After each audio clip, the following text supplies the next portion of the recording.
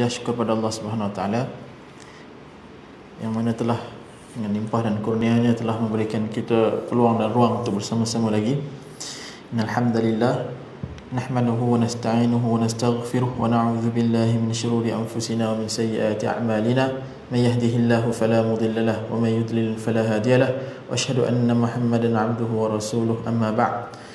فقد قال الله عز وجل في كتابه العزيز: يا أيها الناس اتقوا ربكم الذي خلقكم من نفس واحدة وخلق منها زوجها وبث منهما رجالا كثيرا ونساء واتقوا الله الذي تساءلون به والأرحام إن الله كان عليكم رقيبا.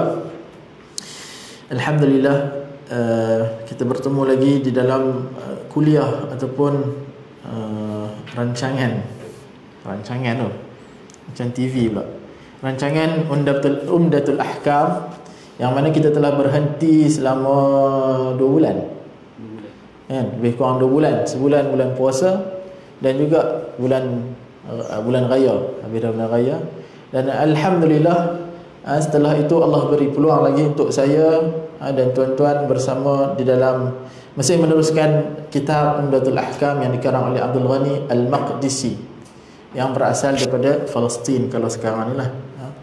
Baik, hadis yang seterusnya ialah hadis yang telah dibacakan makna oleh haji kita, dan saya akan bacakan matan dia. Qala al-musannif an Ali radhiyallahu anhu anna an-nabiy sallallahu alaihi wasallam qala yawm al-khandaq mala Allah quburahum wa buyutahum nara kama shaghaluna an salati al-wusta hatta ghabat ash-shams. وفي لفظ للمسلم شغلونا عن صلاة الوسطى صلاة العصر ثم صلاها بين المغرب والعشاء. ولو عن عبد الله بن مسعود قال حبس المشركون رسول الله صلى الله عليه وسلم عن صلاة العصر حتى احمرت الشمس أو اصفرت فقال رسول الله صلى الله عليه وسلم شغلونا عن صلاة الوسطى صلاة العصر ملأ الله أجوافهم وقبورهم نارا أو قال حشى الله أجوافهم وقبورهم نارا. Baik, tuan-tuan yang dimuliakan oleh Allah Subhanahu Wa Taala, kita masih lagi di dalam bab mawaqit as-salah, bab salah, dan di dalam bab waktu-waktu salat. Di sini kita akan belajar mengenai, kita akan lihat hadis-hadis mengenai waktu-waktu salat. Kita dah lepas dah waktu salat. Waktu salat subuh, waktu salat zuhur, waktu salat asar, waktu salat maghrib dan waktu salat isya. Dan di sini kita akan lihat, dan kita masih ada lagi dalam bab waktu salat, tetapi hadis ini menceritakan bagaimana yang perlu dilakukan jika terlepas salat. Ya, bagaimana kita perlu, apakah yang perlu saya lakukan bila mana terlepas waktu salat. Mari kita lihat hadis ini daripada Ali radhiyallahu anhu, bahwasanya kata Nabi sallallahu alaihi wasallam pada perang Khandaq. Khandaq ini tuan-tuan, perang, dia nama lain bagi perang Khandaq ialah Ahzab. Perang Ahzab. Kenapa dinamakan perang Ahzab? Ahzab adalah plural, jamak daripada Hizbun, Hizbut Tahrir. Hizbun, tahu Hizbun? Hizbun adalah kelompok. Ahzab adalah kelompok-kelompok. Kenapa dinamakan kelompok-kelompok? Kerana dia berkumpul banyak kelompok. Kelompok yang pertama ialah Yahudi. Yahudi ni nak balas dendam lepas kekalahan perang dengan Bani Nadir, diusir keluar. Depa memungkiri janji antara Rasulullah SAW apabila Nabi masuk Madinah, Nabi jadi ketua di Madinah. Depa ada perjanjian dengan muslimin, dengan kaum muslimin dengan orang Yahudi Ahlul Kitab. Dan orang Yahudi Ahlul Kitab ni depa nak bunuh Nabi SAW, maka berlakulah pengusiran Bani Nadir. Maka depa ni bermusuh dengan Nabi. Ada lagi Yahudi dalam tu, depa bermusuh dengan Nabi, maka depa pergi ke Mekah. Orang Yahudi pergi ke Mekah, mereka kata apa? Mereka kata, kami akan bersama kamu untuk perang, untuk masuk perang ke kota Madinah. Kemudian kabilah Quraisy di Mekah pula, mereka pergi cari kelompok yang lain untuk bergabung dengan mereka, sehinggalah dikatakan tentera yang ada di antara mereka ni ramai, sangat ramai, melebihi penduduk Madinah itu sendiri. Melebihi penduduk Madinah sekali. Tetapi wa makaru wa makarallah, mereka itu orang kafir itu, mereka merancang dan Allah juga merancang, dan sampailah maklumat kepada Nabi SAW akan orang Quraisy yang hendak serang Madinah. Oleh kerana ramai, bukan sekadar orang Quraisy dia bergabung dengan kabilah yang lain lagi, bukan kabilah Quraisy saja di Mekah, bergabung dengan kabilah lain lagi. Maka oleh kerana sangat ramai, Nabi SAW kebiasaannya Nabi akan duduk berbincang mesyuarah. Tuan-tuan, ni sangat penting tuan-tuan, mesyuarah ni. Kerana mesyuarat ni adalah keberkatan. Kebiasaan Nabi, apabila Nabi nak buat something, Nabi akan mesyuarat. Kita kadang-kadang mesyuarat IQ kan, mesyuarat. Kalau mesyuarat parti mesyuarat banyak yang mesyuarat. Dengan family tak ada mesyuarat. Tuan-tuan, family pun kena mesyuarat. Family pun kena mesyuarat. Memang kita ketua keluarga. Haji, memang saya ketua keluarga, family ketua keluarga, tapi hari ni kita nak balik raya tahun ni, kita nak balik kampung saya ke kampung dia? Kampung saya. Full stop. No pendapat. Stop, no mesyuarat. Lagi teruk dia pakai hadis palsu. Syawiruhunna wa khalifuhunna. Pakai hadis palsu. Memesyuaratlah dengan mereka. Ini okey lagi mesyuarat, tapi kena khilaf dengan mereka. Hadis palsu. Mesyuarat dengan perempuan-perempuan, tetapi khilaf dengan mereka. Jangan ikut kata mereka. Kalau dia kata nak balik kampung mak mereka, jangan ikut kampung pak kita. Kampung mak pak kita. No tuan-tuan, khilaf mesyuarat. Mesyuaratlah dengan family sendiri pun. Mesyuarat dengan adik-beradik. Minta pandangan, minta pendapat dan sebagainya. Okey, baik tuan-tuan. Nabi mesyuarat, dan ada satu orang sahabat, Salman Al-Farisi.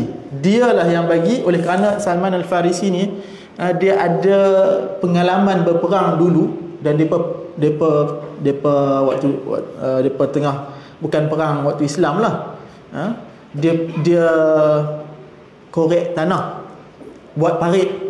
Khandaq adalah parit. Jadi tuan-tuan, kalau nak balik parit, tuan-tuan jom balik Khandaq, bunyi Arab sikit. Khandaq adalah parit, Ahzab adalah kelompok. Jadi Salman Farisi bagi syur yang sangat baik, iaitu kita korek Khandaq, kita korek tanah, kita buat parit. Khilaf para ulama, ahli sirah mengatakan berapa lama mereka korek. Ada yang kata 6 hari, ada yang kata 7 hari, ada yang kata 20 hari, ada yang kata 26 hari. Ala kullin, mereka dapat korek panjang tuan, hampir 6 km kepanjangannya. Dr. Syauqi dalam Atlas Sirah dia, buku Atlas yang kalau tuan-tuan boleh beli, yang ada peta-peta sirah, peta-peta ada gambar tu, dia kata panjangan lebih kurang 6 km, 5.6 km panjang dia. Dia punya keluasan dia pula lebih kurang dalam 5 meter. Dalamnya pula lebih kurang 3 atau 4 meter. Tuan-tuan bayangkan tuan-tuan, guna cangkul ya. Bukan guna traktor. Dan yang paling best sekali ialah para muslimin time tu sangat semangat nak korek. Kerana apa? Kerana time tu ada Nabi sendiri yang korek. Sambil mereka bersyair-syair, bernyanyi-nyanyi, bernasyid lah. Nasyid syair. Baik. Syair sambut-sambut daripada syair, Nabi pun bersyair. Okey tuan-tuan, itu adalah sedikit tentang perang Khandaq. Mari kita lihat kepada fiqh pula. Pada peperangan Khandaq tuan-tuan, dia sangat, oleh kerana terlampau ramai orang lawan ni, terlampau ramai orang nak masuk perang, nak masuk ni, walaupun dah digali parit, tetapi mereka kena waspada sebab terlampau ramai ni. Sebab peperangan Khandaq ni luar dan dalam. Orang Yahudi ni pun sama juga buat perangai kat dalam. Jadi dia pun kena berjaga-jaga, sehinggalah apa berlaku tuan-tuan, sehinggalah tak sempat nak solat asar. Kata Nabi SAW, apabila tertinggalnya solat asar, kata Nabi, mala Allahu quburahum wa buyutahum nara. Allah akan penuhkan kubur-kubur mereka dan rumah-rumah mereka dengan nara, dengan api. Maksudnya Nabi cela mereka. Nabi kata neraka lah hamba, macam tu lebih kurang. Celaka lah. Kerana apa Nabi kata kama syaghaluna an salatil wusta? Kerana apa? Mereka telah menyibukkan kita untuk solat wusta. Solat wusta ni apa tuan-tuan? Iaitulah, nanti kita akan lihat solat ni. Hatta ghabati syamsi, sehinggalah matahari telah terbenam. Maksudnya dah habis keluar waktu asar. Mereka berperang, berjaga sehinggalah terlampau sibuk sehinggalah senja masuk, mereka masih lagi tidak solat asar. Tuan-tuan, apa yang berlaku ialah, kita lihat pada hadis yang seterusnya, Abdullah bin Mas'ud dia kata apa? Sama juga, habasal musyrikuna Rasulullah sallallahu alaihi wasallam an salatil asri. Orang musyrikun ni dia mengepung Nabi dan sahabat-sahabat dia daripada solat asar, sehinggalah mereka terlepas solat asar, sehinggalah ahmarrat syamsu au isfarrat, sehinggalah merah syams, apa ni syams, matahari jadi merah. Matahari jadi merah maksud tuan-tuan, senjalah, keluar waktu. Maka kata Nabi sallallahu alaihi wasallam, sama juga syaghaluna an salatil wusta. Semuanya hadis ni, kenapa Al-Imam Abdul Ghani Al-Maqdisi ulang hadis yang hampir sama, dia nak terangkan maksud al-wusta. Solat wusta tu apa? Dalam hadis ni clear, mereka telah menyebutkan kami daripada solat wusta. Wusta tu tengah, tuan-tuan. Jari wusta apa ni jadi tengah ni? Wusta tu tengah. Mereka telah mengacau kami daripada solat yang pertengahan. Apa tu solat wusta? Ialah kat dalam hadis ni salatil asri, solat asar. Salat asar. Clear. Malah Allah sama juga, Allah Subhanahu wa taala akan memenuhkan badan-badan mereka, perut-perut mereka dan kubur-kubur mereka dengan api neraka. Okey, baik tuan-tuan. Hadis ni ada 1, 2, 3, dibagikan daripada 3 hadis. Dan kalau dapat lafaz campur lafaz Muslim pula ada 4 hadis, lebih kurang kat sini hadis yang hampir sama. Tuan-tuan, dalam bab fiqh ialah apabila kita tertinggal solat asar, apabila kita tertinggal solat asar atau solat apa-apa solat, kita tertinggal. Contohnya lepas ni, contoh lepas habis kita semayang, lepas habis kuliah ni kita pun balik lupa nak solat isyak, maka tertidur esok bangkit solat subuh, solat zuhur kita pun solat macam biasa, mai solat asar kita pun teringat, malam isyak aku balik tak solat lagi. Apa yang perlu kita lakukan? Apakah yang perlu kita lakukan? Okey, hadis ini dalam riwayat Muslim tak silap, ataupun riwayat Bukhari sahaja, sebab tu tak masuk dalam ni, sebab dalam ni adalah riwayat Bukhari dan Muslim. Apa yang Nabi lakukan ialah Nabi solat, yang pertama ialah Nabi solat asar dulu, kemudian baru Nabi solat maghrib. Nabi solat asar dulu, baru Nabi solat maghrib. Bitartib. Ini kita tertib. Boleh faham Nabi dah masuk waktu maghrib, tapi Nabi tak solat maghrib dulu. Nabi solat asar dulu, yang terlepas tu baru Nabi solat maghrib. Maka di sini fuqaha al-Hanabilah, mazhab Hanbali, dia mengatakan wajib tertib nak solat. Wajib tertib. Kalau kita tertinggal solat maghrib ataupun tertinggal solat asar, tak boleh solat maghrib, melainkan kena solat asar dulu. Kalau tertinggal solat zuhur, tertinggal solat asar, masuk waktu maghrib, maka kita wajib tertib. Solat zuhur dulu, solat asar, kemudian solat asar, solat tertidur tuan-tuan. Balik Kuala Lumpur, letih, tidur, letak kepala sebelum masuk zuhur, bangkit dah malam. Dah maghrib ataupun dah isyak. Maknanya 3 solat tertinggal. Solat apa? Maghrib, zuhur, asar, isyak. Maka fuqaha mazhab Hanbali mengatakan dia wajib. Apa yang perlu dibuat ialah, kalau dia pergi masjid, dia ikut imam, dia ikut. Tetapi kalau imam tu solat, contohnya imam tu solat isyak, dia niat solat zuhur. Dia niat solat zuhur sebab wajib tertib. Lepas habis bagi salam, Assalamualaikum, maka dia kena solat asar, kemudian dia solat maghrib, kemudian dia solat isyak, baru isyak. Namun khilaf di sini ialah dalam mazhab Syafi'i, mazhab kita. Mazhab Syafi'i mengatakan tak wajib, tetapi sunat saja. Tak wajib, sunat. Adakah al-Imam Syafi'i ataupun fuqaha mazhab Syafi'i menyelisihi sunnah Nabi sallallahu alaihi wasallam atau menyelisihi hadis Nabi sallallahu alaihi wasallam? Jawapannya tidak, sebab dia kata sunnah juga. Dia tak kata wajib. Dalilnya apa kata? Dalilnya tidak ada perintah daripada Nabi suruh solat, suruh tertib. Tidak ada perintah. Hanya saja ada perbuatan Nabi, iaitu perbuatan Nabi solat maghrib dulu dalam kisah Khandaq ni. Nabi solat maghrib dulu, kemudian baru Nabi solat asar Nabi solat asar dulu, kemudian baru solat maghrib. Sekadar perbuatan tidak kuat untuk menjadikan hujah bahawasanya itu adalah wajib. Kalau tuan-tuan belajar sedikit usul fiqh ataupun kaedah dalam fiqh, dia ada satu kaedah yang saya selalu tekankan ni bila saya mengajar kat pelajar supaya kita faham. Dia ada apa? Al-amru yaqtadi ila al-wujub ataupun al-amru lil wujub. Ini kaedah. Iaitulah fi'il amar apabila ada satu kalimah, dia ada fi'il amar. Tu fi'il amar tuan-tuan ini kena belajar bahasa Arab.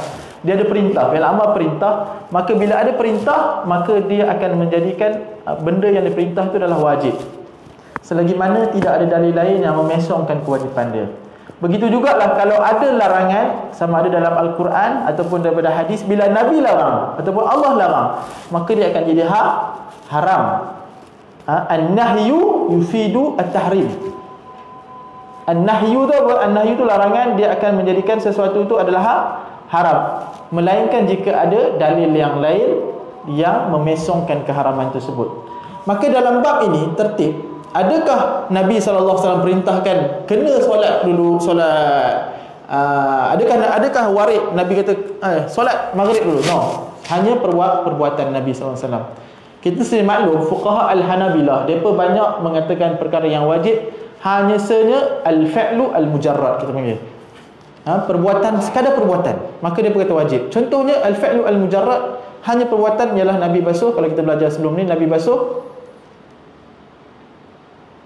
Nabi kumuk, dan Nabi masukkan air ke dalam hidung.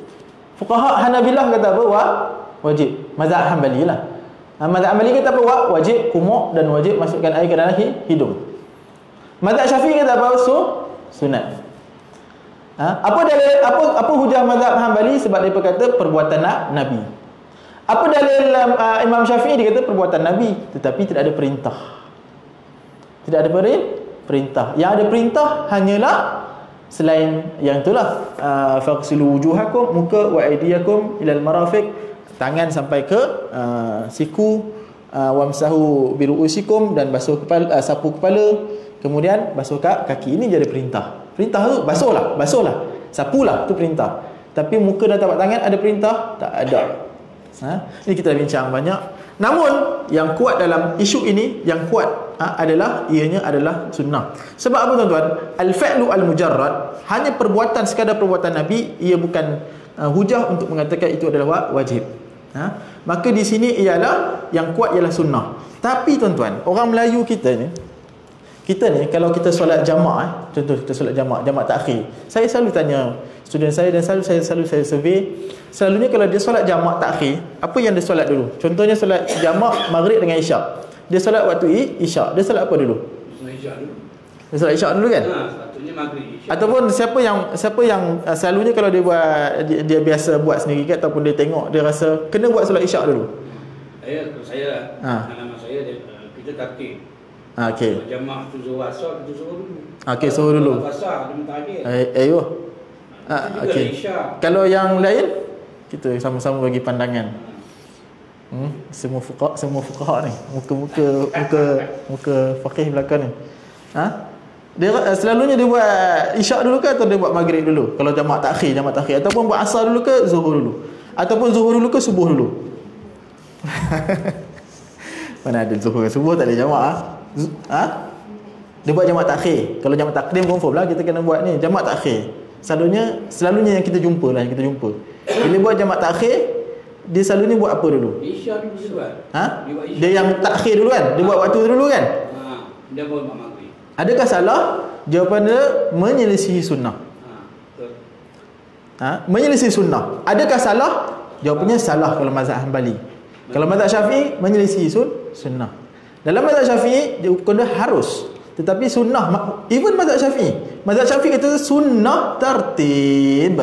Maknanya kalau kita buat solat jamaah takhir, sunnahnya di situ apa? Sunnahnya ialah kita tertib. Walaupun jamaah takhir, kita jamakkan antara zuhur dan asar, maka kita buat zuhur dulu baru solat asar. Inilah sunnah. Dan selalunya ini yang berlaku. Dan ini tuan-tuan kita kena faham, ini khilaf yang berlaku antara mazhab Syafi'i dengan mazhab Hanbali, bukan khilaf yang bertentangan. Dua-dua suruh tertib. Bezanya satu kata wajib, satu kata sunnah. Dua-dua pegang pada sunnah Nabi, pada perbuatan Nabi. Cuma satu beza kata perbuatan Nabi menunjukkan wajib. Satu kata apa? Perbuatan Nabi saja, sekadar perbuatan tanpa ada perintah, tidak kuat untuk menjadikan ianya wajib. Itu saja. Menjadi sunnah Nabi. Menjadi sunnah Nabi. Maka kita buat. Maka kita buat dalam isu ini. Lainlah kalau ada yang kata ini satu sunnah, yang ini satu makruh. Di situ baru adanya kita panggil pertentangan. Di situ baru ada pertentangan. Dalam isu ni tak ada pertentangan. Dan banyak, hatta tuan-tuan, kalau tuan-tuan belajar dalam isu tayammum ni sampai ke sini, antara mazhab, adakah khilaf antara yang sampai ke sini dengan sampai ke sini? Adakah khilaf yang besar? No. Hatta yang kita sampai sini pun nanti dia berkata apa? Al-ahwat, untuk berjaga-jaga sampai ke sini balik. Sebab nanti akhirnya mazhab Maliki, mazhab Hanbali, dia berkata sampai ke sini juga. Dia cerita macam hadis Abu Hurairah. Bukan dia bukan hadis, dia ucapan dia. Dengan sunnah itu. Dia nampak Rasulullah berwudu. Kan? Wudu lebihkan sikit. Dia sampai sini. Ya. Yes. Jadi dia kata tapi dia tak suruh orang buat, dia sendiri buat. Sebab aku melihat hadis ni ada sahih Bukhari, Imam Muslim. Cerita di pada masa besok Rasulullah kenal umat dia dengan cahaya wudu tu. Jadi aku buat lebih lah. Itu pandangan peribadi. Ya, itu kalau kita belajar mustalah hadis, dia ada bab mudraj. Hadis itu adalah hadis juga, hadis riwayat Bukhari ataupun hadis riwayat Muslim. Kata Abu Hurairah, dia nakalkan kata Nabi sallallahu alaihi wasallam. Kata Nabi apa? Lebihkan basuhan. Sesungguhnya kamu yud'auna yaumal qiyamah ghurran muhajjalina min atharil wudu faman istata'a minkum an yutila ghurratahu falyaf'al. Sesungguhnya kalian akan dipanggil di hari kiamat dengan cahaya wudu yang terpancar daripada air wudu. Barang siapa perintah, barang siapa faman istata'a minkum, barang siapa yang mampu untuk panjangkan basuhan wudu, falyaf'al, maka lakukanlah. Maka dia lakukan. Maka tapi hadis ini apabila dikaji, last bab faman istata'a minkum, barang siapa yang mampu, ini adalah bukan ucapan Nabi tapi ucapan Abi Hurairah. Namun apabila dikaji lagi, dulu saya pun pegang tak ni juga, Ibnu Umar pun buat yang sama. Ibnu Umar pun melebihkan juga basuhan. dia kajian. Ala kulin, tak apalah tuan-tuan. Memang melebihkan basuhan adalah sunnah, cuma bukanlah melebih-lebihkan sangat sampai ke piak dan sebagainya. Lebihkan adalah sunnah, tidaklah terlampau hulu. Okey, tuan-tuan, baik. So kita faham hadis ni. Okey, ada persoalan. Kenapa Nabi tak solat khauf? Tahu solat khauf? Kan? Solat khauf. Bukan solat khauf, pakai khauf. Kenapa Nabi tak solat khauf? Kan ada dalam peperangan disyariatkan solat khauf. Kenapa Nabi tak solat khauf? Jawapannya ialah seperti mana yang dikatakan oleh Ibn Hajar Al-Asqalani dan sebagainya, waktu ni masih lagi belum disyariatkan solat khauf. Maka apabila tidak lagi disyariatkan solat khauf. Khauf ni takut. Dalam keadaan takut. Nabi kata, kalau kamu Allah kata turun ayat fa in khiftum farijalan aw rukbana. Kalau kamu takut, solatlah dalam keadaan berjalan ataupun naik kenderaan. Maka dalam mazhab Syafi'i, tuan-tuan buka batik Abi Syuja' ialah dua keadaan yang mana tidak mewajibkan untuk menghadap kiblat. Antara salah satunya ialah fi syiddatil khauf, dalam keadaan yang khauf, ketakutan yang sangat. Yang kedua wa fin nafilah. Ini dalam matan Abi Syuja'. Dua keadaan yang tidak wajib lagi, maknanya gugur kewajipan rukun ni, menghadap kiblat rukun. Tetapi rukun ini akan digugurkan apabila dua keadaan. Yang pertama fi syiddatil khauf, dalam keadaan yang sangat takut. Misalnya perang. Misalnya dalam masjid masuk kambing takut. Masuk harimau tengah solat. Dalam masjid masuk harimau. Maka kita pula lari, tapi jangan putuskan solat. Dan pergerakan yang banyak dalam hal darurah juga tidak ada masalah. Pergerakan yang banyak, sepakat para ulama kata pergerakan yang banyak membatalkan solat. Cuma nanti khilaf banyak tu banyak mana? Banyak tu banyak mana? Mazhab Syafi'i kata lebih daripada dua banyaklah. Dua okey, lebih daripada dua banyak. Ada yang kata apa, pergerakan kita dah bincang. Kalau pakai dua tangan banyaklah. Mazhab Hanafi kita kalau pakai dua tangan banyak. Buka pintu pakai sebelah tangan tak banyak, pergerakan tak banyak, tak batal. Kalau buka pakai tangan, pakai kaki batal lah. Pakai dua tangan batal. Ini para ulama dia ijtihad. Banyak tu macam mana? Ada yang kata, Ibn Taymiyah kata uruf, balik pada uruf. Okey, baik, saya tak nak bincang panjang. Tapi kita kata dalam keadaan syiddatul khauf, dalam keadaan takut, maka dibenarkan untuk pergerakan sama ada solat sambil berlari, solat sambil menunggang kenderaan. Syiddatul khauf, orang kejar, masuk ular kejar. Ataupun ada masuk macam contohnya baru ni yang dekat ni tu kan, main tembak tu kan. Jangan kita lari, wajib kita lari, hifzun nafs, menjaga diri, wajib. Tak apalah, biarlah. Nak tembak aku tembaklah. Jangan lari. Boleh tak lari? Kalau nak lari, nak putuskan solat pun tak ada masalah. Tapi kalau lari sampai ada tempat yang aman boleh solat, dia pun solat, itu tidak ada masalah. Syarat dia lari jangan cakap tolong, ada orang tembak. Habislah. Tu habis. Okay, yang kedua adalah nafilah. Solat nafilah ialah solat sunat. Solat sunat tidak ada masalah, tak perlu menghadap kiblat. Dalam kereta, atas tunggangan, tak perlu menghadap kiblat. Walaupun takbiratul ihram. Tapi kalau solat wajib, orang yang solat contohnya dalam kenderaan yang tidak ada perhentian, solat dalam kapal terbang, maka para ulama kata solat takbiratul ihram saja dia perlu menghadap kiblat. Lepas tu kapal terbang tu menghadap mana-mana pun tak ada masalah. Tapi kalau solat sunat, walaupun takbiratul ihram, tidak wajib menghadap kiblat. Dia tuan-tuan boleh dalam keadaan jam, boleh solat sunat. Boleh tahu macam mana solat sunat dalam kereta? Tahu kan tuan-tuan solat sunat dalam kereta? Jangan tunduk sampai ke bawah steering. Karang syahid. Waktu tu jangan bawa time tengah bawa laju tu pergi solat sunat. Itu menempah bahaya. Ini ceritanya kalau jam kat KL. Saya teringat nak buat cerita laju ni tuan-tuan. Antara ulama sunnah yang selalu buat laju ialah Al-Imam Al-Albani rahimahullah ta'ala. Dia bawa kereta memang pucut laju. Siapa yang suka bawa kereta laju ini? Maknanya ada qudwah dia, Syekh Al-Albani rahimahullah ta'ala. Dia suka bawa kereta laju. Pelajar dia, bila kalau duduk dengan kereta dengan dia, pelajar dia takut. Dia kata, Syekh, slow. Pelajar dia takut. Dia kata apa? Dia kata, Alaysa qala bin Bas, bukankah Syekh bin Bas sezaman kan, Albani bin Bas, bukankah Syekh bin Bas kata bawa laju ni mencampakkan diri, memfatwakan haramnya bawa laju kerana mencampakkan diri ke dalam kebinasaan. Wala tulqu aydikum ila tahlukah, jangan kamu campakkan diri kepada kebinasaan. Lepas tu Syekh Albani dia gurau, dia melawak. Dia kata apa? Hadzal fatwa yusdiruhu man laysa indahu zawq fi as-siyaqah. Dia kata fatwa ni dikeluarkan oleh orang yang tidak ada kemahiran memandu yang yang power. Dia kata tidak menikmati pemanduan yang power. Dia gurau tuan-tuan. Lepas tu tuan-tuan, boleh aku bagi tahu Syekh bin Baz lah. Kata bagi tahu. Bagi tahu. Dia pun bagi tahu Syekh bin Baz ketawa. Syekh bin Baz ketawa. Bin Baz tak buta, dia buta sebelah, kecil sebelah lagi, nampak sikit kan. Sebelah tu memang tak nampak, dia kecil. Kabur. Syekh bin Baz kata apa?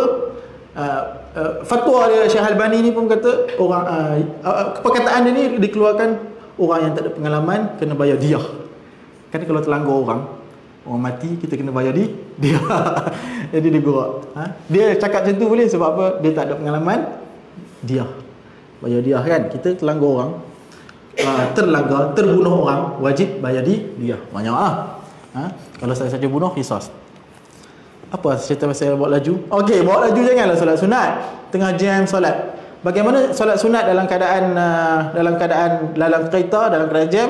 Iaitulah yang pertama, wuduk mesti ada. Wuduk mesti ada. Kemudian takbir macam biasa, cumanya bab rukuk dan sujud. Rukuk rendahkan sikit, Sujud lebih rendah daripada rukuk. Sambil mata tengok depan dan gear free kan. Gear free kan. Saat gitu tengok tekan terlanggak depan, elok. Orang Cina pula keluar. Apa selalu langgar belakang? Oh, saya tengah solat. You solat dalam kereta? Dahsyat. Okey, baik tuan-tuan, kita sambung. So, dekat mana tah? Isunya tadi? Sambung. Sekarang ni masih pada hadis Aisyah. Kita hadis yang Abdul Abbas ni. Sebenarnya Abdullah bin Abbas. Jadi okey, baik. Maka dalam mazhab dalam sunnahnya ialah tertib. Kelas isu dia. Okey, baik. Hadis yang seterusnya saya baca matan dia. Qala al-musannif an Abdullah bin Abbas radhiyallahu anhuma qala أعتم النبي صلى الله عليه وسلم بالعشاء فخرج عمر فقال الصلاة يا رسول الله رقد النساء والصبيان فخرج النبي صلى الله عليه وسلم ورأسه يقطر يقول لولا أن أشق على أمتي أو على الناس لأمرتهم بهذه الصلاة هذه الساعة. Daripada Abdullah bin Abbas radhiyallahu anhuma, Abdullah ibnu Abbas, Abbas bapa dia adalah sahabat, Abdullah anak dia, kedua-duanya adalah diredai oleh Allah, kedua-dua sahabat Nabi. Sebab itulah kita kata radhiyallahu anhu huma. Maka dia berkata a'taman Nabi sallallahu alaihi wasallam bil isya. A'tama bermaksudnya dah sampai gelap dah. Maknanya dah isyak tu maka lebih waktu daripada isyak. A'tama tu melewat-lewatkan solat isyak. Sampai dah lewat. Tuan-tuan, kalau tuan-tuan belajar ilmu mustalah hadis, dia ada kemahiran membaca baris dan membaca titik. Orang yang tak ada kemahiran begini, dia tak boleh riwayatkan hadis. Bila dia riwayatkan hadis dia akan jadi dhaif. Sebab apa? Bila baris atas jadi baris bawah. Bila baris atas dia baca baris bawah. Ada titik dia baca tak ada titik. Sebab hadis dulu mana ada baris dan titik macam zaman sekarang, macam Quran. Jadi antara orang yang apabila tidak boleh menguasai bahasa Arab ataupun tidak sebab tu orang dulu kalau baca kitab Arab tak guru, sesat belaka. Contohnya ialah hadis ni. A'taman Nabi sallallahu alaihi wasallam bil isya' ke asya'? Bil isya'. Kalau baca baris atas bil asya', jadinya asya' makan malam. Kalau isya' jadinya solat isyak. Beza baris je tuan-tuan. Baris atas dengan baris bawah. So kalau kita kata asyak, maksud dia lari habis tuan-tuan. Nabi sallallahu alaihi wasallam lewat-lewatkan makan malam. Sudah. Sekali bergaduh dengan bini. Bini nak makan awal, suami kata sunnah makan lewat-lewat tengah malam. Sudah. Pasal apa belajar? Ni asyak ni. Taman Nabi sallallahu alaihi wasallam asyak. Sudah bergaduh. Walhal dua-dua rujuk Bukhari. Yang si suami isteri pula pun rujuk Bukhari Muslim, tapi salah baris. Okey, baik. Itu sedikit selingan lah. Maka Nabi SAW a'taman Nabi bil isya'. Nabi melewat-lewatkan solat isya'. Sehinggalah fakharaja Umar keluar pergi ke rumah Nabi SAW. Di luar rumah Nabi, Nabi kata as-salah ya Rasulullah, salat wahai Rasulullah. Faqat raqadan nisa'u wasibyan. Orang perempuan dan orang raqadan nisa', orang perempuan dan budak-budak pun dah sampai tertidur. Ada yang tak mampu nak tunggu, depa pun dah solat, depa balik tidur. Raqadan nisa' wasibyan, depa dah tidur. Pasal tak mampu, lambat sangat ni. Lepas solat, lepas azan maghrib, lepas azan isyak, maka pakat tunggu nak solat. Ada yang tak mampu, depa pun balik. Ada solat balik tidur. Budak-budak tidur awal lah kan. Perempuan pun tidur awal. Kan? Mana guys? Okey, baik. Maka Nabi SAW pun fakharajan Nabi keluar wa ra'suhu yaqtur, dan air mengalir daripada kepala dia, menandakan dia baru lepas mandi. Wa ra'suhu yaqtur. Maka kata Nabi SAW, laula an asyqa ala ummati, kalaulah aku tidak mahu memberatkan umat aku, la amartuhum bi hadhihi salah hadhihi sa'ah, maka aku akan memerintahkan umat aku untuk solat hadhihi salah, solat ni maknanya solat isyak ni, hadhihi sa'ah, pada waktu ni, yakni waktu yang sangatlah lambat. Okey, contohnya dalam sekarang masuk waktu dalam pukul 8.40. Dalam pukul 10. Lambat. Memang lama ni dia tunggu ni. Maka oleh itu para ulama khilaf dalam bab ni, apakah solat isyak ni afdal untuk dilambat-lambatkan ataupun afdalnya di solat awal. Maka jumhur ulama, majoriti para ulama mengatakan solat lambat adalah afdal berdasarkan hadis ini. Sebahagian ulama mengatakan bahawasanya solat awal adalah afdal. Kerana apa? Nabi selalunya, kebiasaan Nabi adalah solat awal. Hanya kes satu hadis ni ataupun beberapa hadis yang menunjukkan Nabi solatlah lambat. Namun dijawab balik oleh ulama ataupun majoriti ulama mengatakan bukannya Nabi memang solat awal, tetapi sebab apa? Tak mau memberatkan umat. Tapi kalaulah benda itu tak memberatkan umat, Nabi nak suruh mereka solatlah lambat macam ni, solat isyak, tunggu. Saya kira saya dah syarahkan, saya dah ceritakan fadilat menunggu solat, kan? Orang yang menunggu solat seolah-olah dia di dalam solat dalam hadis. Orang yang menunggu solat seolah-olah dia dalam keadaan solat. Maksudnya apa? Maksudnya dia punya doa makbul, istijab waktu mustajab. Selagi mana dia dalam solat, selagi mana dia dalam waktu menunggu solat, maka dia seolah-olah dia dalam keadaan solat.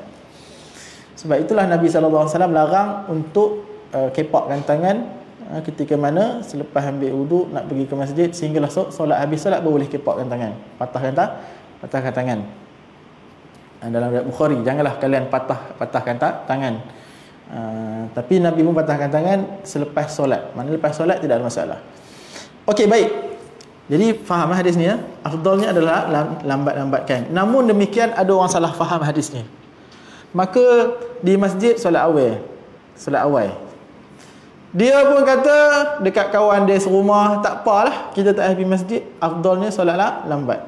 Selagi kita solat dekat rumah, selagi kita solat kat rumah secara jamaah, ataupun kita solat sendiri jamaah. Sebab apa? Dia kata apa? Afdalnya dia bagi hadis ni. Laula asyqa alamati la'amartum bihadhihi salah hadhihi sa'ah. Maka ini adalah salah faham terhadap hadis. Maksud melambatkan solat ialah melambatkan solat secara berjemaah di masjid. Ya? Itulah keafdalan dia. Bukannya melambatkan solat sendiri. Itu tak ada afdal. Itu tak afdal. Yang ini dikatakan solat di masjid. Okey, boleh faham. Hadis yang kelima. Hadis yang seterusnya. An Aisyah radhiyallahu anha anna Nabiy sallallahu alaihi wasallam qala idza uqimatus salatu wa hadara al-'asha'u fabada'u bil 'asha'. Dalam riwayat Muslim wal Muslim an Aisyah radhiyallahu anha qalat sami'tu Rasulullah sallallahu alaihi wasallam yaqulu la salata bi hadratit ta'am wa la huwa yudafi'uhu al-akhbasan. Baik, dua hadis ni adalah hadis yang berkaitan, masuk bab makruhatus salah. Bab tentang kemakruhan dalam solat. Apa benda yang kita buat jadi makruh? Apakah benda yang kita buat dia akan menyebabkan makruh solat? Yang pertama ialah hadis daripada Aisyah radhiyallahu anha bahwasanya Nabi SAW sabda, "Idza uqimatis salah," apabila telah didirikan salah, wa hadaral 'asha'. Ini asya' bukan isya'. Maka telah datang, wa hadara, telah dijamu asya'. Jamuan makan malam. Bukan telah datang isyak. Pelik kalau baca itu, tak boleh. Wa hadaral asya'. Jamuan makan malam sedia. Contoh. Kita dekat rumah nak pergi masjid siap-siap dah ni, tiba-tiba dah azan dan dah qamat. Dah qamat dah pun. Allahu akbar, Allahu akbar, syahada iza uqimat, dah qamat. Tiba-tiba isteri kata, "Bang, makanan dah siap, dah teridang." Apakah hukum dia? Hukumnya ialah kalau kita pergi masjid waktu itu dan solat, hukum dia makruh. Maka apa yang perlu kita buat? Makan dulu. Nabi kata apa? Fabda'u bil 'asha', maka mulakan dengan makan. Even dah qamat. Maksudnya akan tertinggal solat tu. Solat jemaah tu akan tertinggal. Okey, baik. Namun kalau kita pegang zahir hadis ni macam ni saja, maka dia akan jadi makruh dalam setiap perkara. Namun para ulama mensyarahkan hadis ni mengatakan bahawasanya apa? Kalau dia majoriti ulama mengatakan apa? Makruh. Mazhab Zahiri dengan Ibn Taymiyah kata apa? Haram, batal, salah. Ibn Taymiyah, mazhab Zahiri kita batal. Kalau Isyak dah disediakan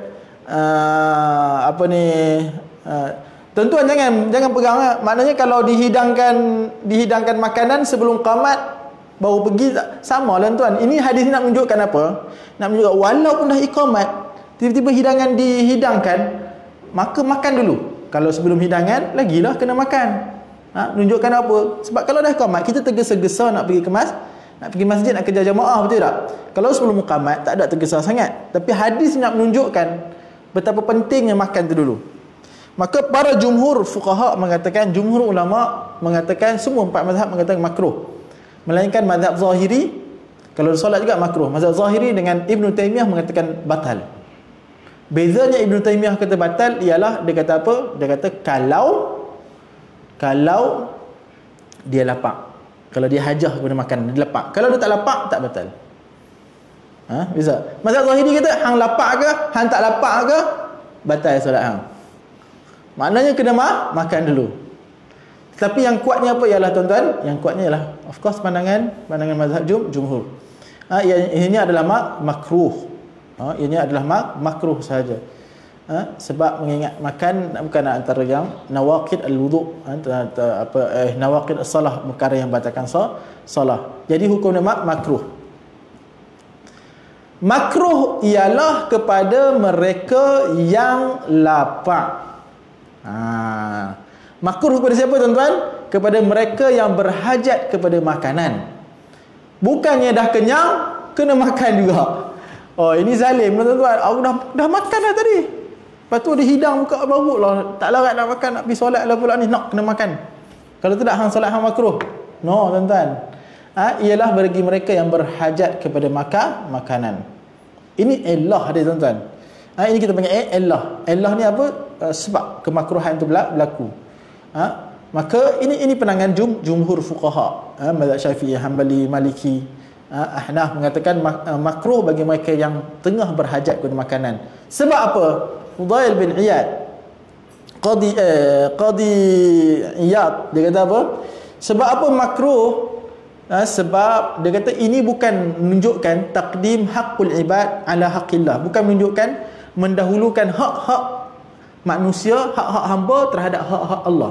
Sebab apa tuan-tuan? Kalau kita belajar fiqh atau usul fiqh, kita akan lihat apabila ada percanggahan antara hak Allah dengan haqqul ibad, hak Allah dengan hak ibad, maka kita kena dahulukan hak Allah. Hak Allah kena dahulukan. Dia bukan hak ibad. Tetapi tuan-tuan, dalam isu ini dia bukan isu ni. Tetapi ia adalah isu haqqullah lah, supaya apa? Hak Allah lah. Untuk solat diperintahkan khusyuk. Solat diperintahkan khusyuk. Para fuqaha beza pandangan antara adakah khusyuk itu menjadi wajib ataupun sunat sahaja. Para fuqaha beza. Tetapi majoriti kata khusyuk adalah sunat. Ada pandangan yang mengatakan wajib. Ada pandangan yang mengatakan wajib. Banyaklah dalilnya. Tetapi pandangan jumhur ialah mengatakan sunat. Antara yang mengatakan wajib, antara dalil yang mengatakan ialah dalilnya la wailul lil musallin alladzina hum fi salatihim sahun. Celakalah bagi orang yang salat yang mana solat mereka itu sahun. Mereka itu lalai dalam solat mereka. Begitu jugalah kata Hasan al-Basri, solat yang lalai dikerjakan solat dalam keadaan hati yang la yahduruha al-qalb, tidak dihadiri dengan hati, tidak khusyuk, fahiya ilal uqubati asra'u minal thawab. Solat yang tidak ada khusyuk, maka solat itu menyebabkan dapat dosa lebih cepat daripada pahala. Hasan al-Basri kata. Seperti mana yang diriwayatkan oleh Imam At-Tusi dalam kitab Hadis 40, Imam At-Tusi. Okey, Oleh itu tuan-tuan, kita boleh faham dekat sini bahawasanya maksud daripada solat ialah kita nak tanaji, kita nak bermunajat dengan Allah Subhanahu Wa Taala. Kita nak kita nak menyembah Allah Subhanahu Wa Taala, nak munajat apa? Bermunajat lah. Kita nak bermunajat dengan Allah Subhanahu Wa Taala. Makanya kena khusyuk. Oleh kerana apabila telah dihidangkan makanan akan menyebabkan orang yang lapar hilang khusyuk. Oleh itu Nabi kata makruh. Tuan-tuan, hidang makanan yang dihidangkan pula tu apa dia? Bubuk durian. Malas makan bubuk durian. Bau sedap bubuk durian dengan roti jala. Durian. Ataupun apalah yang sedap-sedap kan. Allah, tengah solat perut lapar. Duk teringat bubuk durian. Bila nak habis? Imam macam panjang lah. Allah, imam macam pendek-pendek dah lah. Imam cepat panjang. Jadi duk teringat. Maka khusyuk hilang. Oleh itu, sebab itulah solat jadi makruh. Itu sebab dia tuan-tuan. Sebab menyebabkan hilang khusyuk. Beza dengan orang yang dah kenyang. Orang dah kenyang berhidanglah makanan yang paling sedap pun. Mana tak, dia dah kenyang dah. Allah, tak teringat dah tuan-tuan, tak teringat nak makan sedap-sedap pun. Sebab tu orang kata apa? Nak makan paling sedap, makan perut tengah lah lapar. Kan? Perut kenyang makan sedap pun dah tak sedap dah. Okey tuan-tuan, hadis yang seterusnya ialah hadis yang bab ni juga ialah Nabi kata kepada Aisyah kata apa? Nabi SAW sabda, tidak ada solat. Ini hadis ni yang menjadi dalil bagi Ibn Taymiyah bin Zahiri, menunjukkan batalnya solat. Kata Nabi, la salata bihadratit ta'am. Tidak ada solat apabila telah dihadiri oleh makanan, apabila makanan telah dihidangkan. Wala huwa yudafi'uhu al-akhbathan, dan tidak boleh juga solat apabila tahan akhbathan, khabath al-awwal, khabath al-thani, kencing dan juga kencing, buang air kecil dan juga buang air besar. Tidak ada solat bagi orang yang dah dihidangkan makanan bagi dia, dan juga bagi orang yang nak kencing dan juga nak terber istilah dia, nak buang air kecil dengan besar, tak ada solat. Maka oleh itu, saya kata tadi mazhab Zahiri, dia pegang mazhab Zahiri kan dia literal, dia pegang literal hadis, dia tidak ada illah, dia tak tengok illah, tak tengok maksud dan sebagainya. Literal kata beginilah dia. Maka dia kata apa? Salat batal. Sebab Nabi kata apa? La salata, tak ada solat. Namun mazhab jumhur kata apa? Hadis ini dia punya maksud ialah la ada kamalas salah. Maksudnya apa? Tidak ada kesempurnaan salah. Itu dia punya takdir dia. Dia punya ibarat dia. Nabi kata apa? Tidak ada kesempurnaan salah. Bukan tidak ada salat. Boleh faham Tidak ada kesempurnaan salah. Dia macam isu la yu'minu ahadukum hatta yuhibba li akhihi ma yuhibbu li nafsihi. Tidak beriman seseorang kalian sehinggalah dia mencintai saudaranya seperti mana dia mencintai diri dia sendiri. Sama isu dia. Bukan maksudnya tidak nafyul iman. Bukan dekat sini adalah menafikan keimanan. Kalau menafikan keimanan, kalau dia tak sayang saudara dia macam dia sayang diri sendiri, tak beriman. Maksudnya tak beriman, kufur, kafir, masuk neraka. Bukan maksudnya itu. Tetapi nafyu kamal al-iman, menafikan kesempurnaan iman. Hadis last. Begitu juga kalau kita tahan kencing pun makruh. Tambah-tambah tahan dan juga tahan kencing atau tahan berak. Sebab apa? Makruh. Sebab dia mengganggu khusyuk. Itu sebab dia. Persoalan. Dia jadi kebiasaan dia hidang waktu makanan, waktu nak solat. Kebiasaan dia hidang makanan waktu nak solat. Pasal apa? Saja malas pergi masjid. Ini panggil trik-trik. Orang belajar hadis ni kadang-kadang ada jenis yang nak pakai trik. Malas pergi masjid.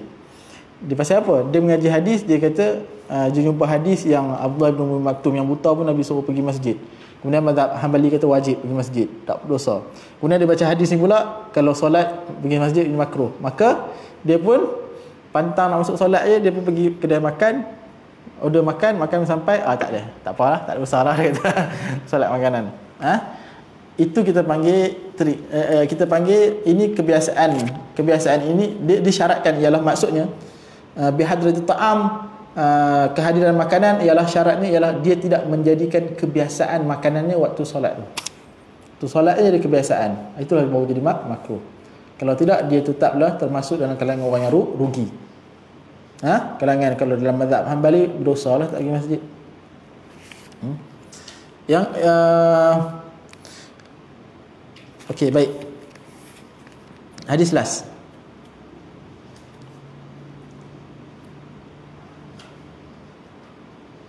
An Abdullah bin Abbas radhiyallahu anhuma qala شهد عندي رجال مرضيون وأرضاهم عندي عمر أن النبي صلى الله عليه وسلم نهى عن صلاة بعد الصبح حتى تطلع الشمس وبعد العصر حتى تغرب. عن أبي سعيد الخدري رضي الله عنه عن رسول الله صلى الله عليه وسلم قال لا صلاة بعد الصبح حتى ترتفع الشمس ولا صلاة بعد العصر حتى تغيب الشمس. Daripada Abdullah bin Abbas radhiyallahu anhuma, ini bab waktu solat yang haram, waktu solat sunat yang haram, ya. Ni bab waktu solat sunat yang haram. Daripada Abdullah bin Abbas, dia berkata apa, Nabi sallallahu alaihi wasallam, syahida indi rijalun mardiyun wa ardahum indi, aku bersama-sama dengan orang-orang yang diredhakan oleh Allah Subhanahu wa taala, wa ardahum, mereka meredai dan diredai di kalangan aku sendiri, iaitu Umar. Anna Nabi sallallahu alaihi wasallam Nabi sallallahu alaihi wasallam melarang daripada solat selepas subuh. Itu yang pertama, waktu yang pertama. Yang kedua ialah solat selepas subuh sehingga apa? Hatta tatla'u syams, sehinggalah matahari terbit. Matahari terbit. Itu waktu yang pertama. Waktu tahrim yang pertama ialah waktu selepas solat subuh sehingga matahari terbit. Yang kedua, wa ba'dal asri hatta taghrub. Dan selepas solat asar sehinggalah matahari terbit. Kat sini tidak ada solat sunat, haram. Hadis yang seterusnya ialah Nabi, daripada Abi Sa'id Al-Khudri, daripada Rasulullah kata apa? Tidak ada solat selepas subuh sehinggalah matahari naik. Tidak ada solat asar sehinggalah matahari terbenam. Tidak ada solat selepas asar sehinggalah matahari terbenam. Okey, tuan-tuan, ada satu lagi hadis yang lain yang menunjukkan solat, satu lagi solat apabila yang makruh ialah sehinggalah istawa asyams. Apabila, tapi hadis ni bukan riwayat Bukhari Muslim, sebab tu tak dalam ni. Apabila matahari dah duduk tengah-tengah. Duduk tengah-tengah. Maknanya pukul 11, 12. Maksud itu dilarang. 3 waktu dilarang. Waktu pertama selepas subuh, waktu yang kedua ialah selepas matahari dah tegak, istawa asyams.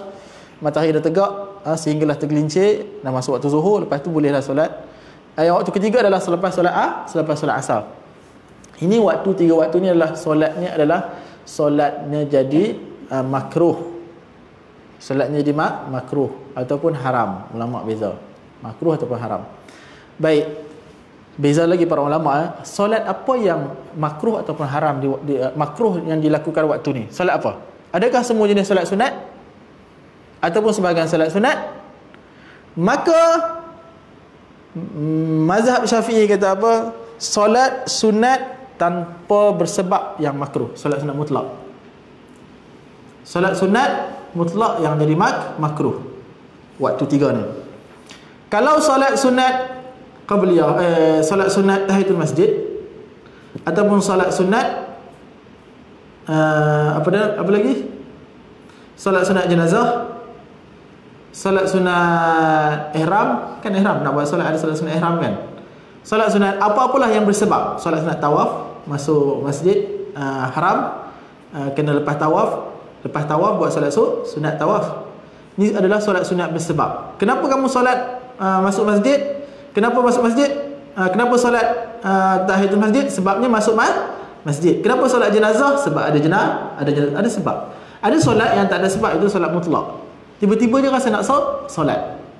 Maka solat sunat mutlak lah yang dilarang dikerjakan di waktu 3 waktu ini. Adapun solat-solat yang bersebab tidak dilarang. Stay dia punya hukumnya sama macam waktu-waktu yang biasa. Cumanya selain mazhab Syafi'i, tuan saya cerita ni supaya tuan boleh nanti ikut pergi ada terdengar. Selain mazhab Syafi'i, mazhab Hambali, satu riwayat dalam mazhab Hambali, mazhab Maliki, dia kata apa? Semua waktu tak boleh buat. Atau nak solat tahiyatul masjid pun masuk waktu sebelum tu tak boleh. Tak boleh tiga waktu ni tak boleh dilakukan. Semua jenis solat nafilah. Melainkan solat tawaf je. Solat sunat tawaf saja boleh. Okey, boleh faham. Tapi yang kuatnya ialah yang mengatakan solat sunat bersepat saja. Wallahu a'lam bissawab. Habis. Wallahu a'lam. Tadi ada permintaan untuk apa ni? Ada permintaan daripada jemaah untuk saya ceritakan sedikit bab tentang bagaimana cara berwuduk mengikut sunnah Nabi sallallahu alaihi wasallam, yang mana Nabi sallallahu alaihi wasallam yatawaddau. Ada kita telah lalu hadis bahwasanya Nabi sallallahu alaihi wasallam berwuduk dengan satu mud. Satu mud ni berapa, tuan-tuan ingat tak lagi berapa ratus, berapa dia punya mud ni? Satu sini ada bekas, ada satu mud, dan Nabi mandi dengan satu sok. Tuan ingat tak mud ni berapa meter? Saya bagi tahu. Satu mud berapa meter? Satu mud berapa meter? Tuan ingat tak? Kalau tuan buka dalam bab ini murajaah sikit sebab ada permintaan. Ada bab al-ghuslu minal janabah. Okey. Dan bab ini bab yang pertama ni. Bab wuduk dan bab ghusl minal janabah. Okey. Baik. Nabi SAW larang daripada membazir ketika berwuduk. Hatta dalam riwayat Nabi SAW larang walaupun berwuduk daripada sungai. Nabi SAW bazir. Jadi bagaimanakah cara berwuduk sesuai dengan sunnah? Iaitulah dengan cara yang sedikit, jangan cara air yang sedikit. Satu kurang daripada satu botol Nabi SAW berwuduk, ataupun satu botol yang kecil, botol kecil tu. Kalau mandi wajib, botol yang besar tu. Tiga botol besar. Itu lebih kurang lah anggaran yang kita telah bincang sebelum ni. Bagaimana caranya ialah Nabi SAW apabila didatangkan hadis daripada Humran Maula Uthman radhiyallahu anhu, apabila dia kata apa, aku melihat Uthman radhiyallahu anhu berkata da'a bi wudu'in, dia Nabi SAW pernah diperintahkan untuk datangkan bekas wudu. Bekas wudu. Kemudian apa yang Uthman buat? Uthman buat ialah fa adkhala yaminuhu, dia masukkan tangan kanan. Kemudian dia akan membasuh. Yang pertama dulu, sebelum membasuh dia akan tuangkan. Sebelum dia masukkan, celupkan tangan. Ini kalau dalam kes kita ambil dengan bekas. Kalau kita ambil dalam bekas, contohnya dalam kat masjid, kita ambil kat dalam kolah. Apa yang perlu kita buat, yang boleh kita lakukan ialah mula ambil gayung dan basuh tangan dulu. Ni perbahasan panjang dalam bab basuh tangan dulu ni. Ada yang kata wajib, ada yang kata sunnah, ada yang kata macam-macam. Saya tak panjangkan kat sini. Tapi yang sunnahnya ialah basuh tangan dulu.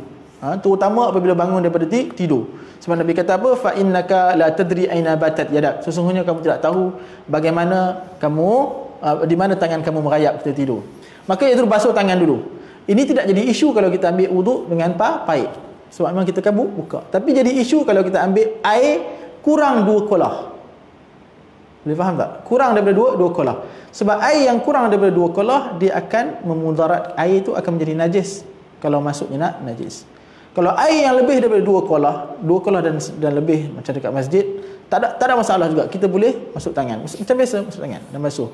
Kemudian tapi dalam perbuatan Nabi ialah Nabi dalam bekas, Nabi akan bekas yang kecil, Nabi akan tuang kat tangan dia dan basuh dulu.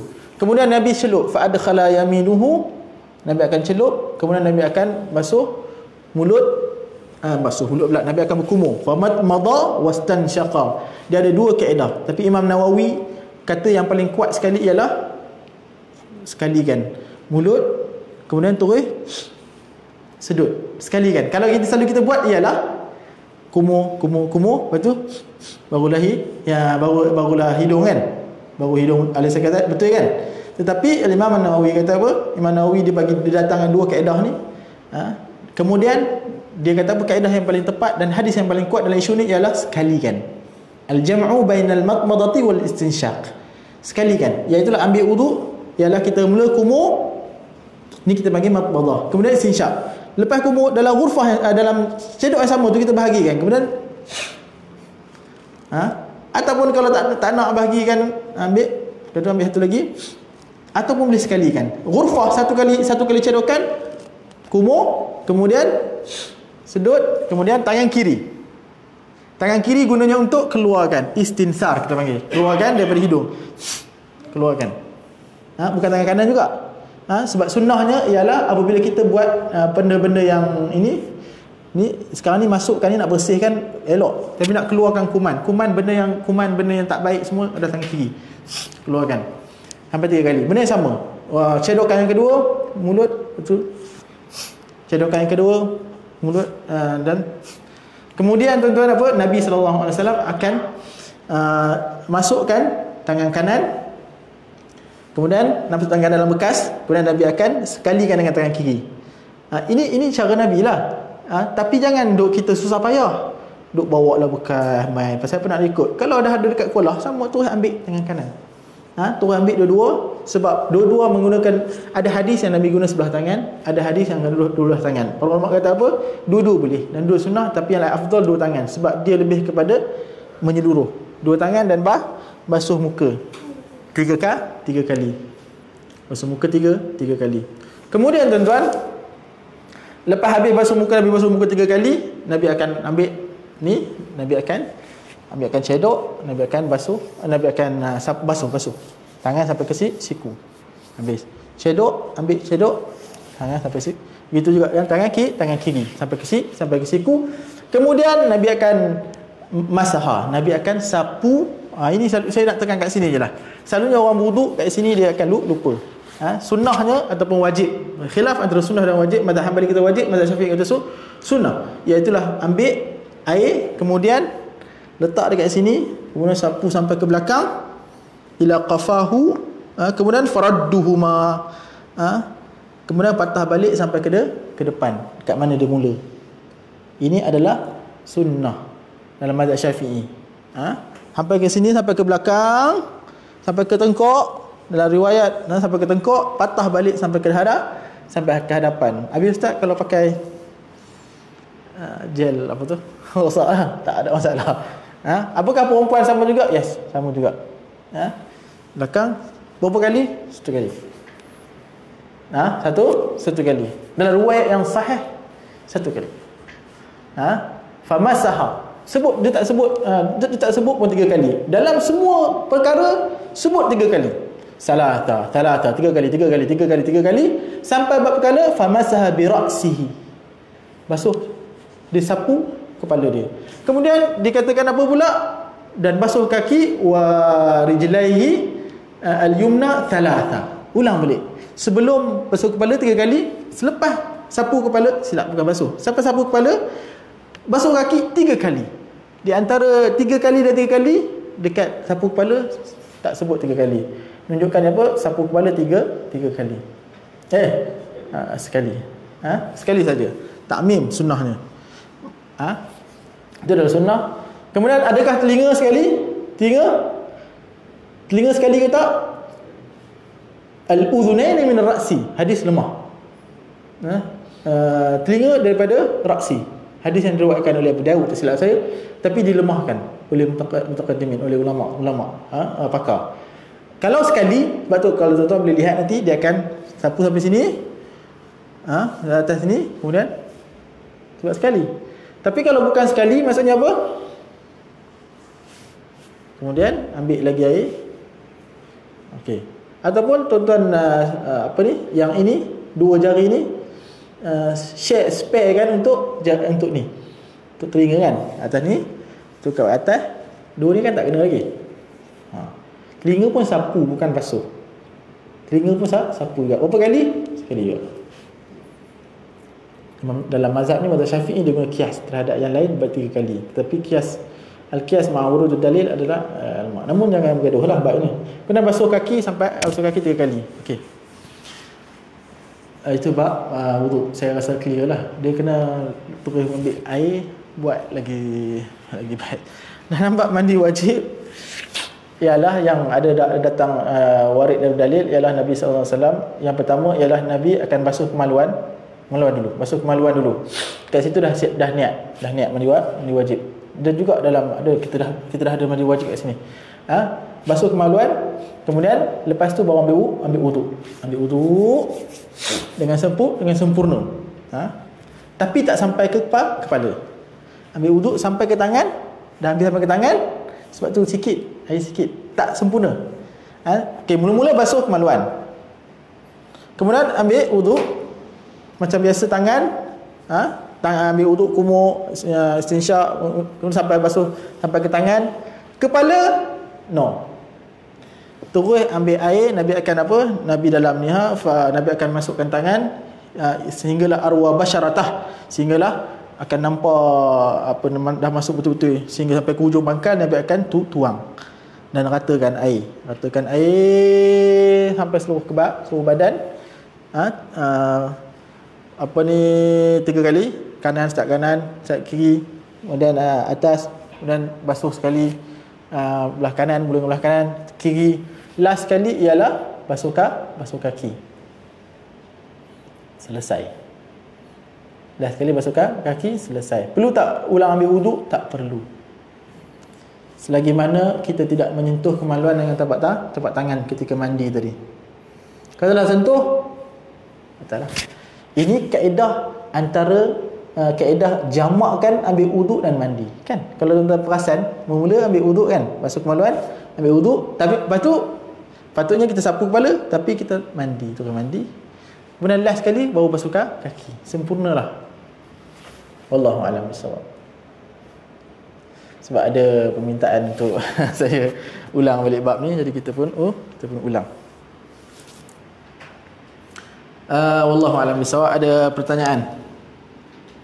Ya. Soalan. Allah mak. Dua. Sama sekali berlaku pada peniaga bulan puasa. Kenaan kalau salat tadi. Betul orang peniaga puasa. Lepas Nabi baru dah berjuang daripada tapak peniaga juga.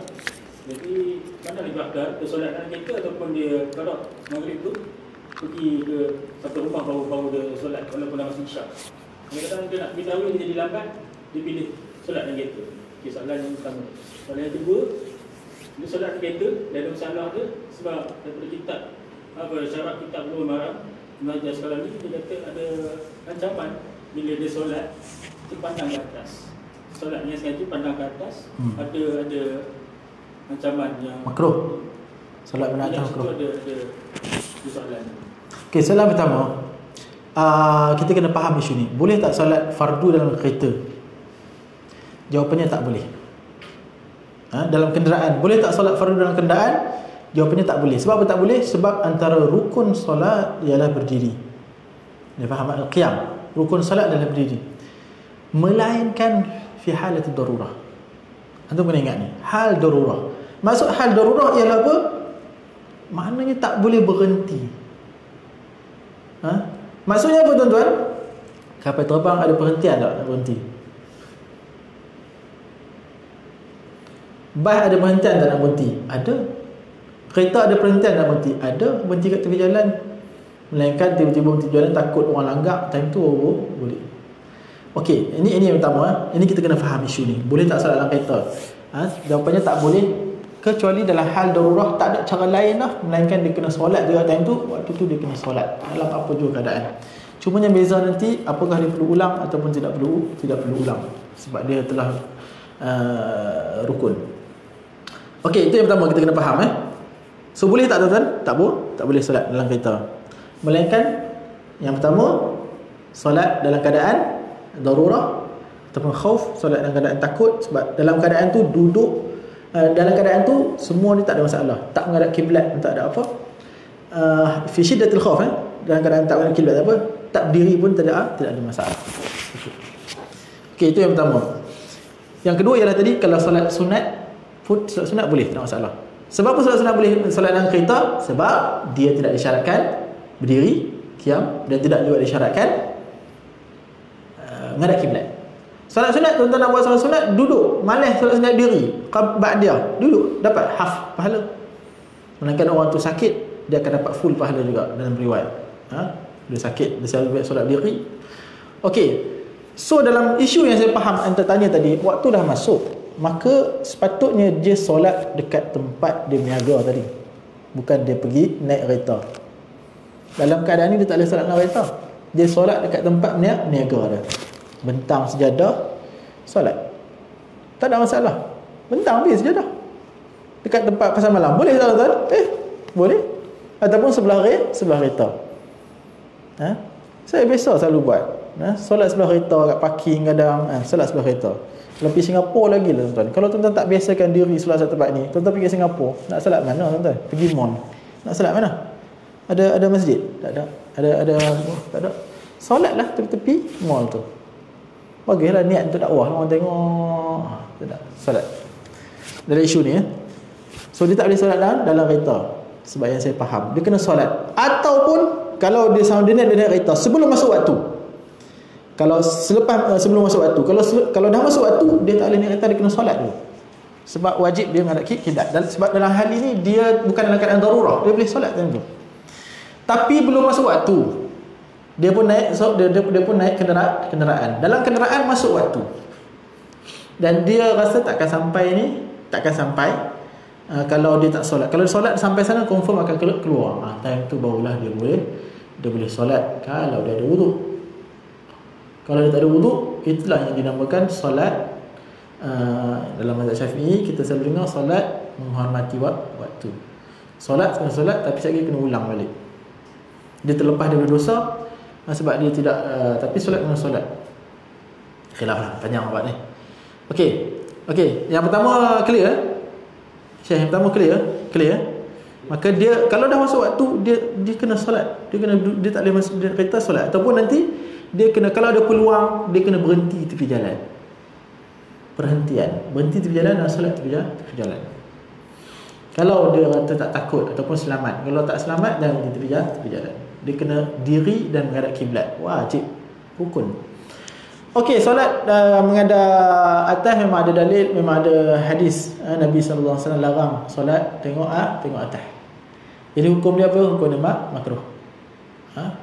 Dan sunnahnya solat ialah sunnahnya tengok tempat sujud. Saya kira itu menjawab sedikit soalan. Jawab? Kita tak menjawab ke soalan tu lain? Jawapannya lain. Okey. Solat dalam kapal terbang tuan-tuan, wajib tak menghadap kiblat? Dia wajib. Wajib. Melainkan tak ada cara. Jadi kalau dia tahu ataupun dia mampu untuk solat menghadap kiblat dan mampu berdiri, maka dia perlu berdiri dan menghadap kiblat. Misal dia punya kalau dia naik Saudi contohnya, dia duduk belakang-belakang dan belakang dia itu ada musalla. Lepas tu dia solat duduk. Padahal belakang dia je musalla. Naik flight Saudi ada surau kan, belakang sekali. Jadi dia duduk belakang. Belakang dia tu je musalla. Musalla pula kosong. Dia tapi solat atas kerusi. Apa hukum dia? Hukum dia ialah tak sah solat tu. Melainkan kalau dia takut, dalam keadaan waktu dia nak solat tu, kapal terbang tengah warning. Dia kata warning, kapal terbang tu warning, sila pakai seat belt. Maknanya guruk-guruk, maknanya tak boleh. Kalau dia takut, maka boleh duduk. Masalah terbang okey. Tetapi bas boleh. Itu saya dah jawab tadi. Bas pun sama. Bas pun kita first kali tak boleh tiba-tiba terus solat dalam atas bas. Kita kena bagi tahu pemandu dulu. Sila berhenti, mohon pemandu berhenti. Pemandu tak mau berhenti, waktu tu barulah kita boleh solat atas bas. Tapi tiba-tiba je nak solat atas bas terus. Tetapi ada sunnah, ada musalla. Dia boleh berhenti kat perhentian. Kalau tuan-tuan malu sangatlah contohnya, ataupun kalau nak solat pemandu tengok dia tak faham. Dia kata dia ingat solat tak apa. Tuan-tuan senang, saya nak pergi toilet. Boleh tak tahan ni? Dia berhenti je. Dia akan berhenti, senang. Tak perlu. Kalau nak cerita, ya Allah, tunggu sampailah kita boleh solat. Oh tak boleh, panjang lah nak syarat. Tapi kalau tuan-tuan dakwah bagus juga. Sebab dakwah mana tahu dia masuk Islam.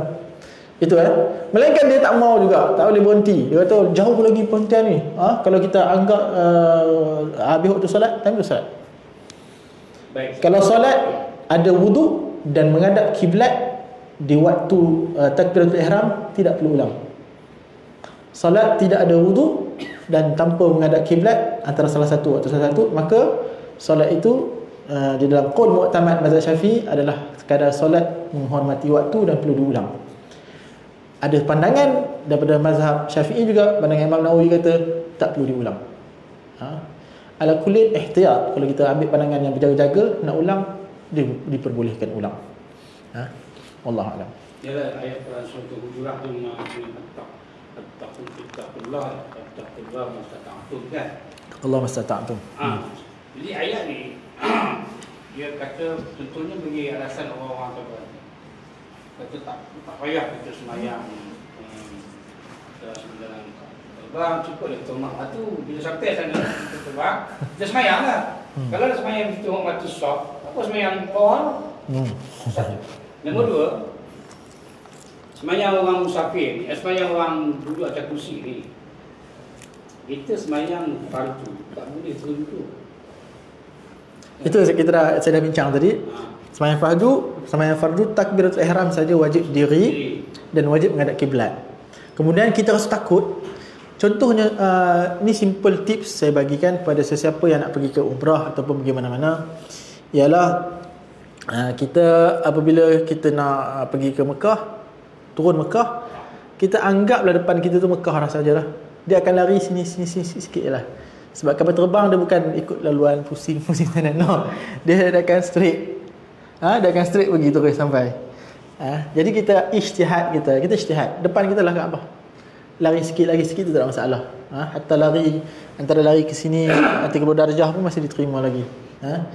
Tapi dan kita waktu kita balik daripada Mekah ataupun daripada Mekah kita balik, belakang kita lah kita punya kiblat. Makanya kita berdiri menghadap belakang, kita berdiri santai dalam kapal terbang dalam keadaan yang bukan keadaan yang bukan darurat. Maksudnya tidak ada bunyi warning so pakai seat belt, kita buka seat belt dan kita pun berpaling ke belakang, ijtihadlah. Kalau selain daripada Air Asia mudah tuan-tuan boleh buka depan tu, tuan-tuan tengok kiblat mana. Lagi senang. Tapi Air Asia hampir tak ada apa-apa. Tak ada skrin apa-apa, tuan-tuan ijtihad belakang. Tapi kalau ada ni senang. Jadi tuan-tuan kalau buka skrin ada tanda kiblat, pusing sikit belakang ke belakang. Allahu Akbar dan duduk balik. Salatlah seterusnya. Sebab kita takut solat lagi tengah-tengah solat, tiba-tiba tengah solat, lah ni memang tak gerak, tengah solat lagi guru-guru. Terus tercampak. Itu pun dikira. Sebab dia solat dalam keadaan dia tak wajib diri ni bukan sekadar dah takut baru wajib. Dah rasa sakit baru boleh duduk. Kita takut sakit pun boleh duduk. Takut pening, takut jatuh pun boleh duduk lah. Macam orang sakit kaki, dia nak solat, dia boleh solat berdiri tapi dia takut lagi dia sakit kaki tengah tu, dia terus tiba-tiba takbir saja diri. Kalau dia berdiri baru dia duduk. Ada masalah juga dah. Nabi pernah semayang dengan sahabat. Rasulullah ada sebab dia duduk terus, tak bangunlah untuk rakaat yang berikutnya. Rasulullah duduk sampai salam. Bila salam, habis selesai solat. Sahabat dia tanya sahabat, kenapa tak ikut saya duduk? Bermakna hadis ini beri kita satu pengajaran yang sangat unik. Baru kalau imam semayang, dia ada masalah kan? Masalah sebabkan dia kena duduk lalu dia sakit. Seumpamanya dia duduk, maka imam semua kena ikut. Masalah ni panjang lagi lah nak bicara ni. Jadi tapi kita semayang duduk ni, orang kita mengajar, ustaz kita ngajar, kita tengok dalam video, dalam program dalam video di YouTube lah, ataupun tersebut merepek-repek. Sejakkan hadis Imran bin Husain clear. Okey. Untuk masa musafir sunat kan. Kita boleh nisbah pada sembahyang fardu kalau kita tak boleh berdiri. Tak, itu sunat. Sembahyang duduk ni, imam duduk, kita wajib duduk. Ini perbahasan yang sangat panjang. Cumanya saya tak nak sebut dalil, saya sebut kedua-duanya sah. Kedua-duanya boleh. Dalam mazhab Syafi'i, masalah tu ya ya. Imam duduk masalah dalam mazhab Syafi'i, makmum kena diri. Masalah tu tak timbul. Sekarang ni timbul kita ni. Imam masa duduk. dia rukuk tu, mesti dia diri sebenarnya tu. Dan betul dia duduk, kan? Dia rukuk, dia sujud, dia suruh gitu. Dia tangan dia letak macam ni. Nak sujud. Tu saya tak bisa lupa dah, tak pernah tengok kuliah gitu. Dia dari kursi ni, kursinya rendah lah sikit macam ni. Dia kata masa sujud tu mesti terendah daripada rukuk lagi. Tengok ada contoh dia menjadi main biasa, main belum diri, lepas tu dia rukuk macam biasa. Dia tidak, dan dia duduk untuk sujud, dia mesti tangan tak bawah, nak sujud juga. Aku pening dengan dia waktu tu. Ya betul. Dia bukan pening apa. Dia mensyaratkan sujud dia mesti lebih rendah daripada rukuk. Ya. Walaupun sedikit, dia mesti rendah daripada rukuk untuk membezakan. Itu isyarat dia. Macam isu Haji tumbuhkan tadi, contohnya imam solat duduk daripada awal. Apakah makmum kena solat duduk ke atau berdiri? Dalam mazhab berbeza pandangan. Mazhab Syafi'i kata makmum wajib juga berdiri. Ada dalil sebab Abu Bakar solat berdiri. Yang tidak menjadi isu ialah kalau tidak menjadi khilaf, imam solat berdiri kemudian dia duduk, makmum tak perlu duduk ikut time tu. Yang menjadi isu ialah sebab tu hadis yang Haji begitu tadi. Sebab Nabi kata kenapa kamu tak solat duduk sekali? Inna maju'ila imam yu'tamma bih, sungguh jadikan imam untuk diikuti. Maka hadis ini dalam mazhab Syafi'i kata hadis ini telah dimansukh. Bahasan panjang. Tapi saya nak bagi tahu supaya kita tidak salah menyalahkan antara satu sama lain. Selagi mana benda tu ada dalam perbincangan muktamad mazhab dan juga ada pendalilan yang jelas, maka kita berlapang dada. Maka sama ada dia duduk ataupun dia berdiri, maka kedua-duanya adalah mendapati sunnah. Yang salah ialah apabila imam solat diri, tiba-tiba imam sakit dia pun duduk, kita pun duduk. No. Yang ni kita kena terus berdiri. Wallahu alam. Panjang ni kalau kita nak buka ni lagi sampai pukul 11, takut. Jadi Allah apa yang baik. Kemungkinan kau ada soalan yang satu soalan yang berkaitan dengan tajuk? Tak ada, kita tutup. Muslimat tak ada Muslimat faham, masya-Allah. Afwan kita agak masa dan sebagainya. Apa yang baik kita minta Allah Subhanahu Wa Taala, yang tidak baik itu atas kelemahan diri saya sendiri. Qul qouli hadza wa astaghfirullah li wa lakum wa li sa'il muslimin muslimat. Assalamualaikum warahmatullahi wabarakatuh. Subhanakallahumma wa bihamdika asyhadu an la ilaha illa anta astaghfiruka wa atubu ilaik.